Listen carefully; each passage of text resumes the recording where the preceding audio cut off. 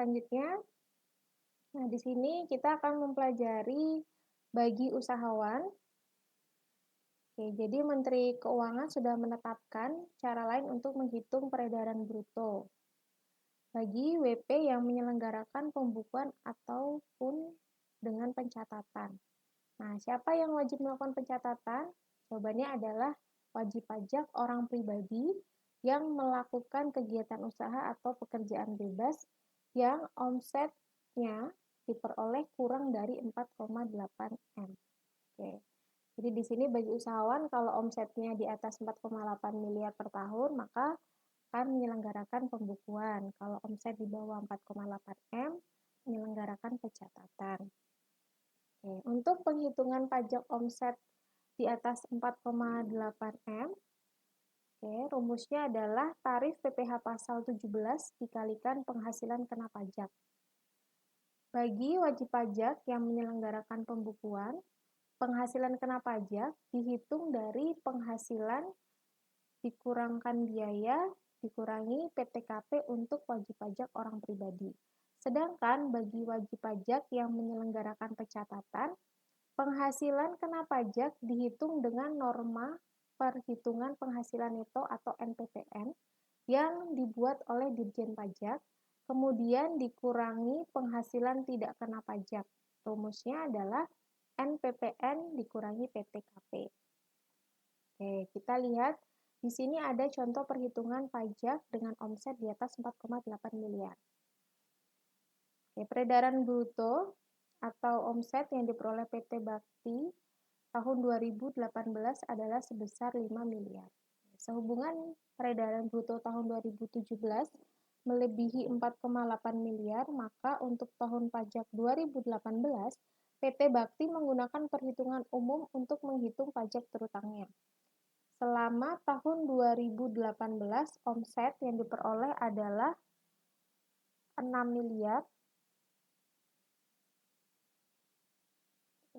Laba sebelum pajak sebesar Rp953.400.000. Nanti dihitung dulu PKP dengan mendapatkan fasilitas dan PKP yang tidak mendapatkan fasilitas. Mendapatkan fasilitas berarti omset 4,8 dibagi dengan brutonya 6 miliar ya. Dikalikan laba sebelum pajak. Oke, untuk PPh terutang dihitung dari tarifnya 50% kalikan 25% dikali dengan PKP mendapat fasilitas, dan jika tidak mendapat fasilitas tarifnya adalah 25% dikalikan dengan PKP.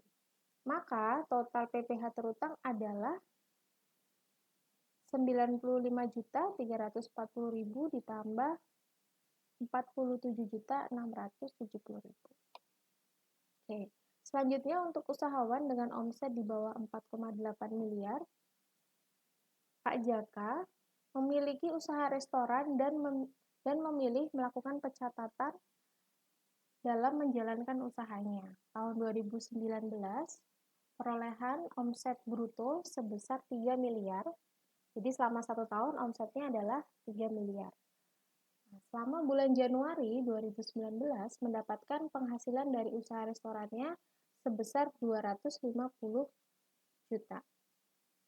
Oke, karena omset dari usaha restoran ini tidak mencapai 4,8 miliar dalam 1 tahun, maka Pak Jaka akan menggunakan perhitungan sesuai dengan PP 23 tahun 2018. Jadi tarif dikalikan peredaran bruto. 0,5% dikalikan 250 juta. Ini untuk per bulannya. Nanti kalau misalnya ada rinciannya lagi, Februari, Maret, dan seterusnya, tarifnya akan sama 0,5% kalikan peredaran bruto. Nah, kalau untuk mengetahui dalam 1 tahunnya, berarti 0,5% kalikan 3 miliar. Oke.